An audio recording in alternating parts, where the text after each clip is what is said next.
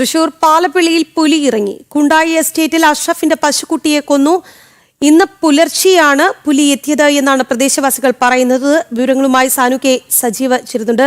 സാനു, പ്രദേശവാസികൾ വലിയ ആശങ്കയിലായിരിക്കും. എന്താണ് വനം വകുപ്പ് ഉദ്യോഗസ്ഥർ സ്ഥലത്തെത്തിയിട്ടുണ്ടോ? കൂടുതൽ വിവരങ്ങൾ.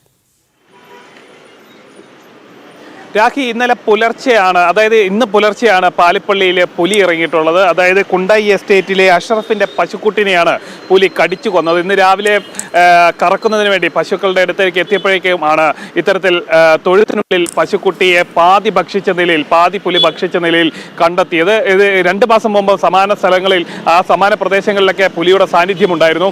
അന്ന് വനവകുപ്പിനെ അടക്കം വിവരം അറിയിക്കുകയും അവർ വന്ന് പരിശോധന നടത്തുകയൊക്കെ ചെയ്തെങ്കിലും പുലിയെ കണ്ടെത്താൻ സാധിച്ചിരുന്നില്ല. ഏതാനും ഒരാഴ്ചയ്ക്ക് മുൻപ് സമാന നിലയിൽ ഈ പ്രദേശങ്ങൾ പാലപ്പിള്ളിയിൽ തന്നെ വലിയ രീതിയിൽ കാട്ടാനയുടെ സാന്നിധ്യവും ഉണ്ടായിരുന്നു. 2 കൂട്ടത്തോളം കാട്ടാനകൾ ഒന്നിച്ച് ഇവിടെ ജനവാസ മേഖലയിൽ ഇറങ്ങുകയും വലിയ ഭീകരാന്തരീക്ഷമൊക്കെ സൃഷ്ടിക്കുകയും ചെയ്ത പ്രദേശമാണ് പാലിപ്പള്ളി. അവിടെയാണ് വീണ്ടും പുലിയുടെ സാന്നിധ്യം ഉണ്ടായിരിക്കുന്നത്, പുലി എത്തിയിരിക്കുന്നത്. അതായത് അഷ്റഫിന്റെ തൊഴുത്തിലുണ്ടായിരുന്ന ഒരു പശുവിനെയാണ് കടിച്ചു കൊന്നിട്ടുള്ളത്. അതിന്റെ പാതി ഭക്ഷിച്ച നിലയിലാണ് കണ്ടെത്തിയിട്ടുള്ളത്. ഇത് പുലി പശുവിനെ പിടിച്ചതിനെ തുടർന്ന് വനംവകുപ്പിനെ വിവരം അറിയിക്കുകയും ഉദ്യോഗസ്ഥരൊക്കെ എത്തി സ്ഥലത്ത് പരിശോധന നടത്തുകയൊക്കെയാണ്. പകലും പരിശോധന തുടരുമെന്നും വനംവകുപ്പ് അറിയിച്ചിട്ടുണ്ട്. അതേപോലെ തന്നെ ഈ പുലിനെ കണ്ടെത്താൻ ഇതിനു മുൻപ് പുലിയുടെ സാന്നിധ്യം ഉണ്ടായിട്ടുള്ള പ്രദേശമാണ്.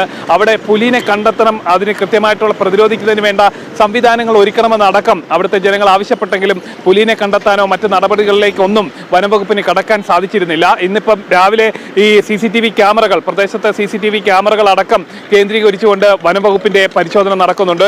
എന്തായാലും ജനങ്ങൾ പുലി ഇറങ്ങിയത്. കുണ്ടായി എസ്റ്റേറ്റിലാണ് പുലിയെ കണ്ടത്.